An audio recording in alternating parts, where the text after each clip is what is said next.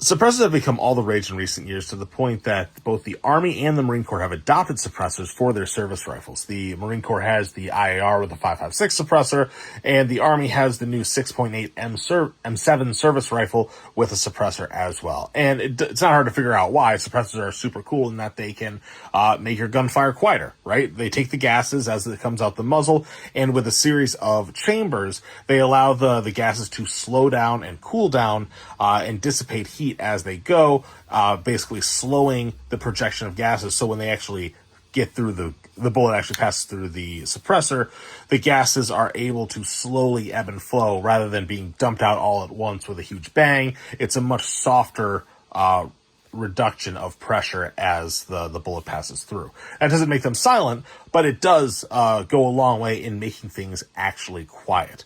The big advantage of this, if anyone's been on a firing line before, you know that it's super loud, and we're trying to coordinate, shoot, move, communicate, and all that. It can be a huge advantage to be able to have quieter firearms, other things being equal, so that you can communicate and make sure that, misunderstandings are mitigated, and you can actually do all the stuff you need to in a gunfight.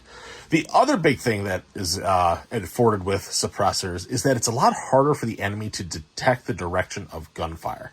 Remember that there's two primary sources of sound when it comes to a firearm. You have the muzzle report of the gases actually escaping the gun, which is the bang, but then the bullet, as it travels across through the air, is a supersonic projectile, meaning that it leaves a ballistic crack going through. So if you're doing a movement to contact, you're moving through, you get the drop on the enemy, you start shooting at them, the first thing that they're going to hear is the supersonic projectile landing around them over their heads, whatever. They're going to hear that ballistic crack, it's going to go bang, and then a moment later, they're going to hear the actual report from the gunfire. So you're able to recognize you're being shot at, then you hear the gunfire, they can pretty quickly, easily turn and face a threat, they're going to return fire, and now the gunfight is on.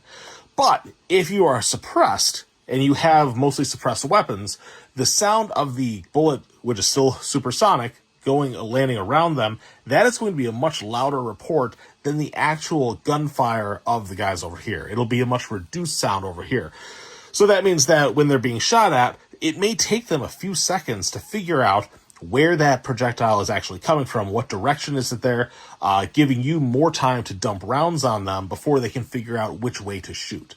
And that extra few seconds of being able to shoot them without them being able to shoot back at you, that's a good deal. Definitely a good thing to have a suppressor if you want to be able to have gunfights like that. But, of course, there's no free lunch. There are limitations to suppressors.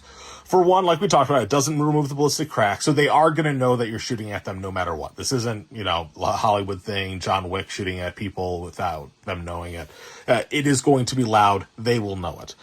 The other thing is that it increases length of the weapon by a lot. Not a huge deal in and of itself. They're usually between 4 inches to 8 inches, maybe up to a foot, which makes it a little less, ergonomic, maybe a little unwieldy, but it's not that big of a deal, except for the fact that suppressors get extremely hot. Not just normal, like, the barrel is hot after shooting a magazine or two.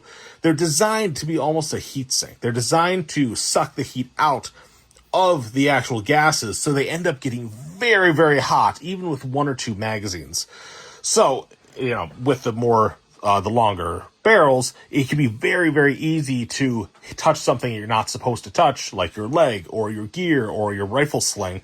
And this is one of the big complaints I've heard from guys that have been fielding the new rifles, is that it's just so easy to burn the crap out of something and damage gear or themselves in the process, which is annoying.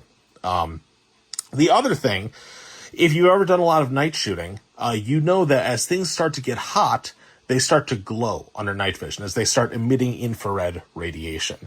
That's not like, you're not going to see it with the naked eye. It's still going to be dark in that sense. But when things get really, really hot, you start shooting a magazine, 2 magazines in rapid fire. Suddenly under night vision, suppressors start to glow like glow sticks, like chem lights. And it can be observed up to 200, 300 yards away as this glowing thing on your rifle.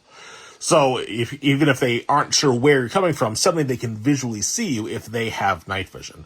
And for all those reasons, I think suppressors are fantastic. They're really, really cool, but probably something you want to keep as a modular system, something you can put on or take off. And most suppressors are like that.